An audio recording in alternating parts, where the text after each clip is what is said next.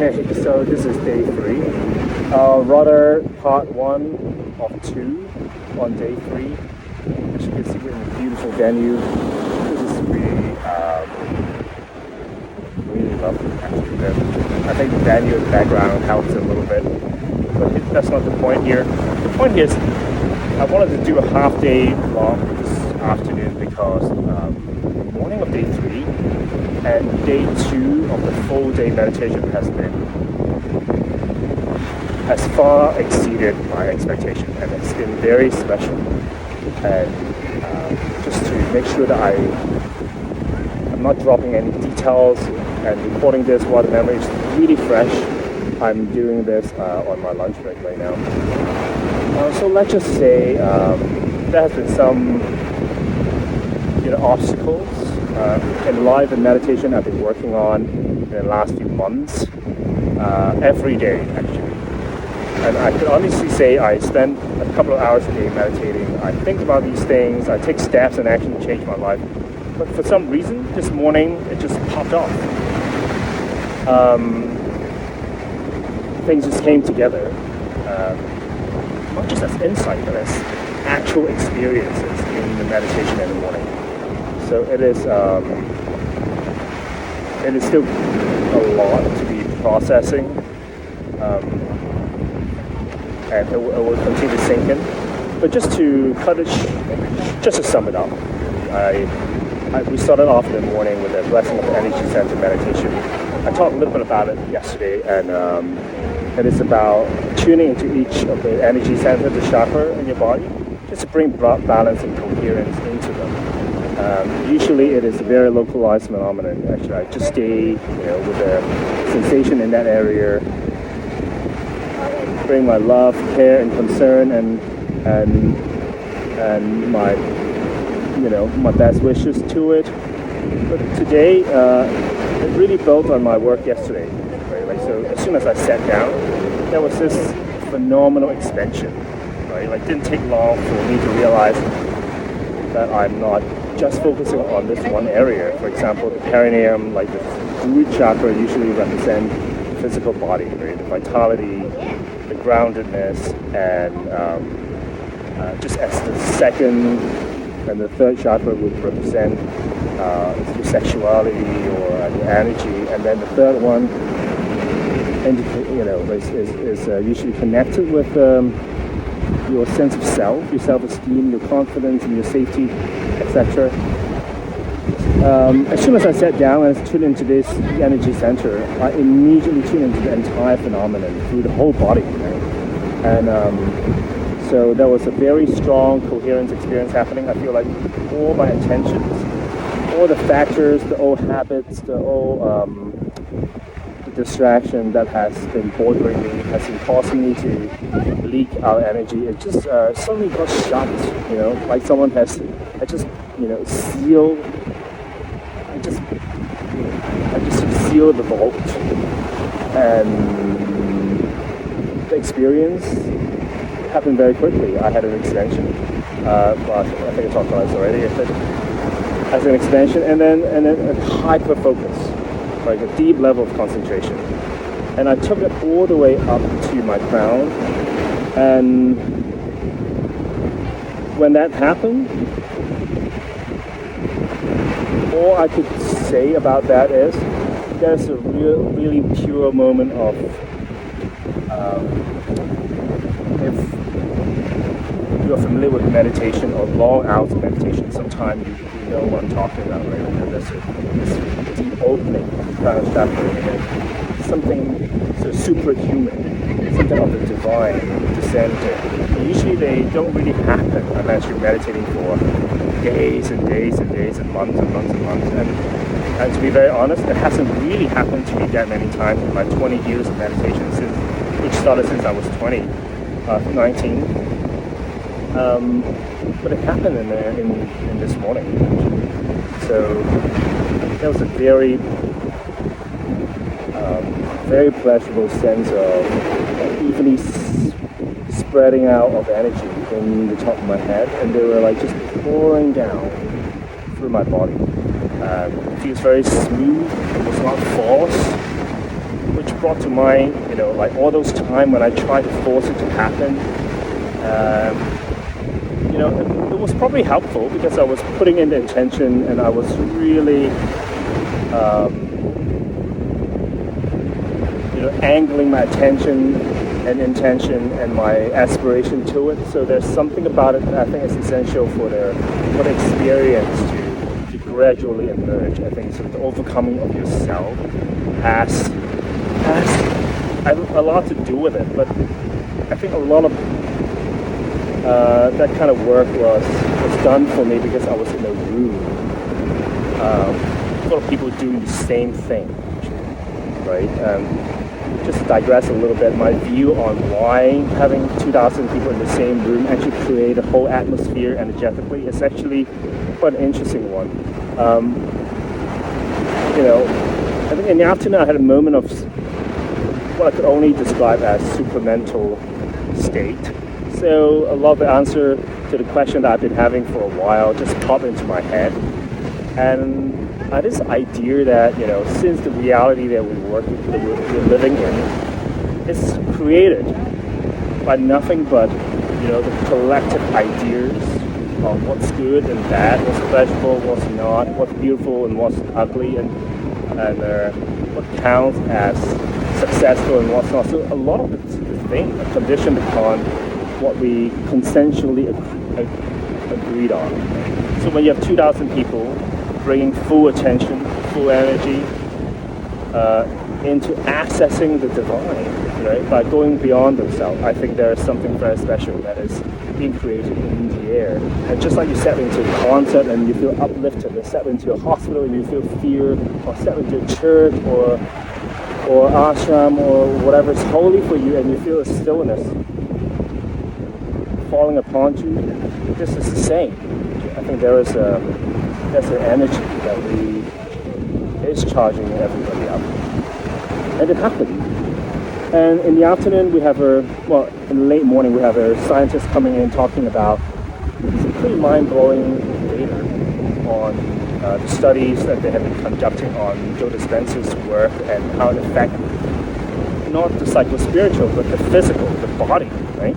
And this is actually quite surprising for me because as a person, although I'm a psychologist and I've received this full scientific training, I'm actually not a very scientifically minded person when it comes to the spiritual. I'm actually a bit averse to it.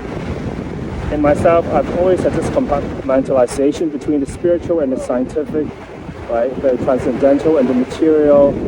And to me, there's this belief,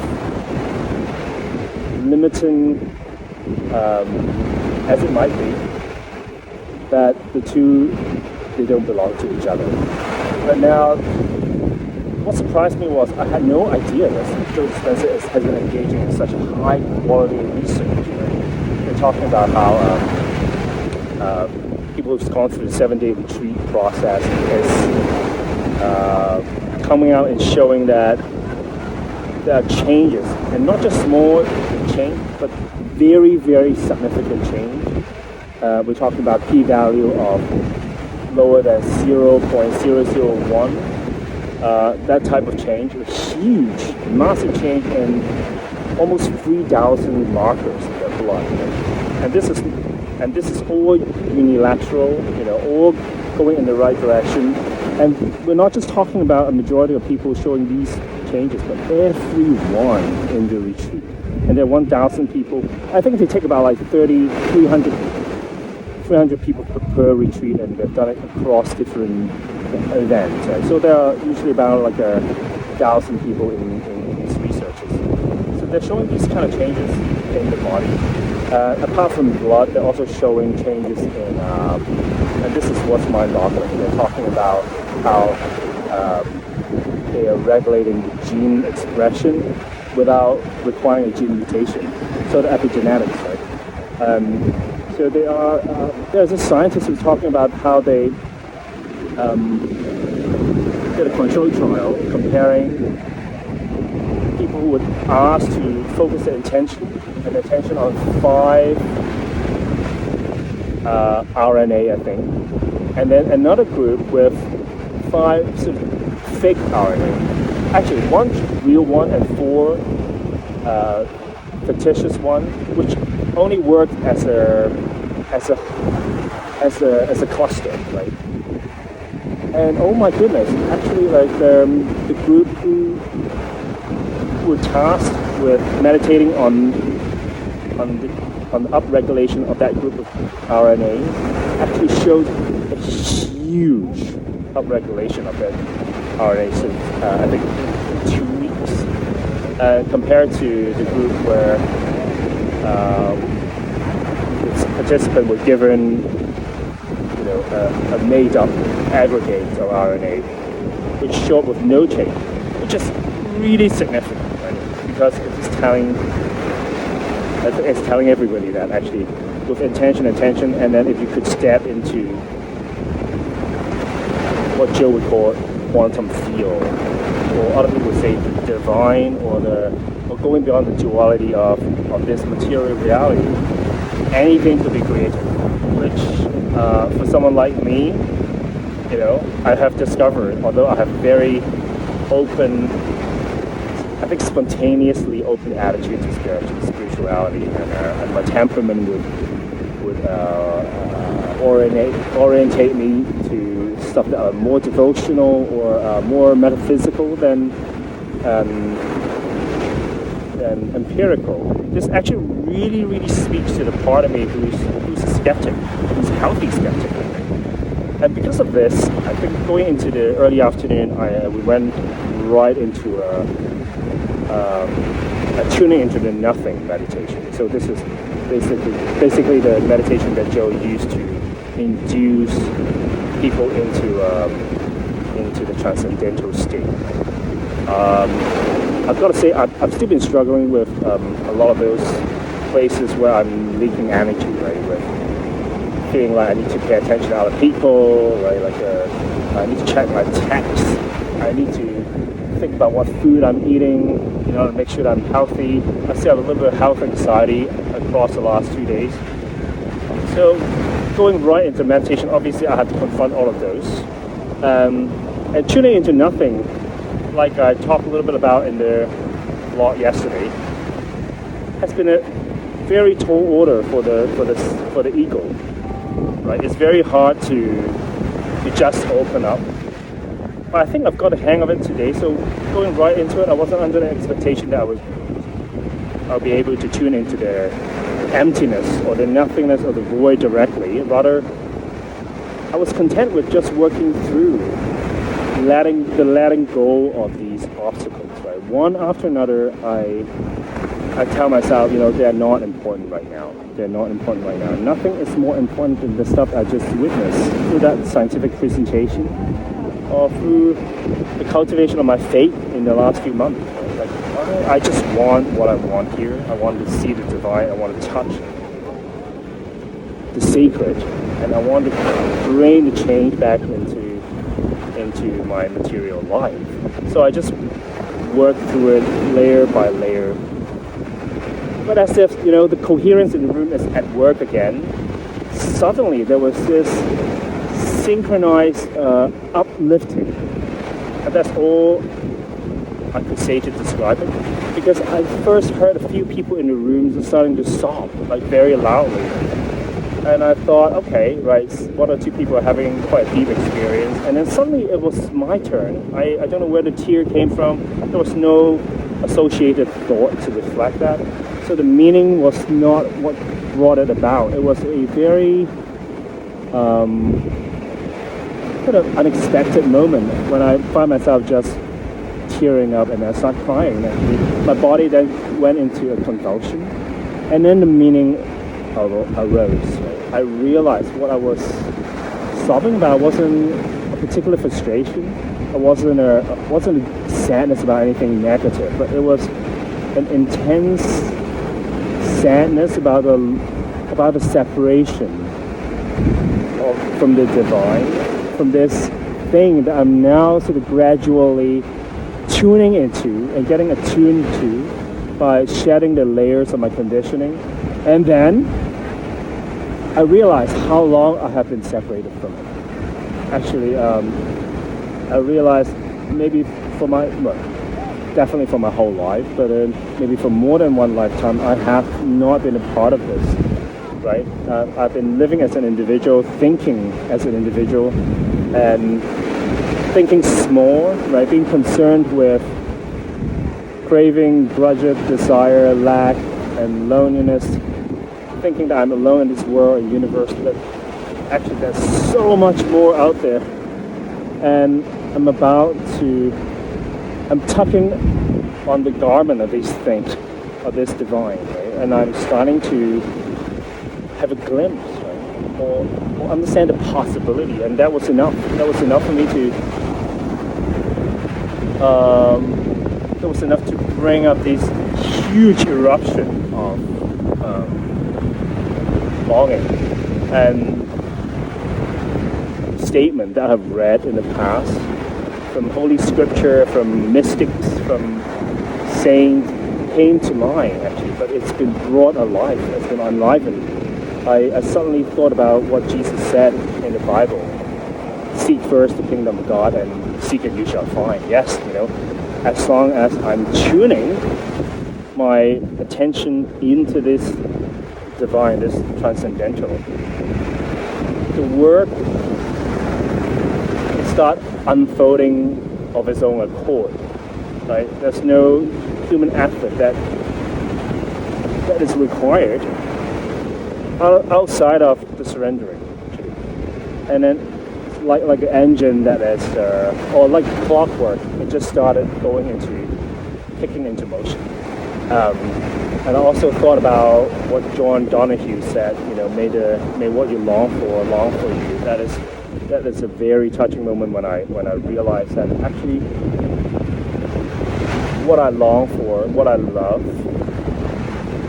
to manifest in this reality in my life is no longer the healing or no longer just the healing or the success or the expansion even, but it's a taste of this, right? And a taste of this love, this infinite love that I am entitled to, that I deserve. And and that I was born with a birthright to own, and that is me. So I think that pretty much sums it up, actually. Yeah. And I just cried. I had this energetic, just outpouring. So my body was vibrating. It was doing this twisty motion. I'm not really willing it at this point. I'm just allowing it to go. But the more I go into it, the more I had this instinctive knowing that I am surrendering a little bit more. This is how and what surrendering feels like. How transformation feels like, perhaps. Ultimately, I think my physical, psychological, and spiritual substance needs to transform. It's just a way I'm making sense of it at the moment, actually. You can take it as a metaphor. I take it quite literally. And this is what changes, real changes in people's personality really occur. That's very touching. And then there was half an hour just lying down and immersing into this.